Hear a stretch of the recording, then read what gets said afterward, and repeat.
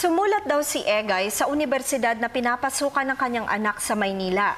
Bakit daw magpahanggang ngayon ay mayroon pa ring fraternity na kinikilala ang universidad, gayong isa pa nga ang kanyang pamangkin na nasaktan sa isang initiation rites ilang paraan sa nasabing universidad.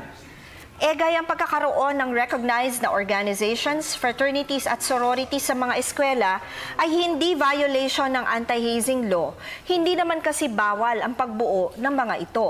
Kinikilala ito sa ating Anti-Hazing Act na nagsasabing maaaring magkaroon ng initiation rites sa loob ng mga paaralan basta walang hazing rites o violence na magaganap.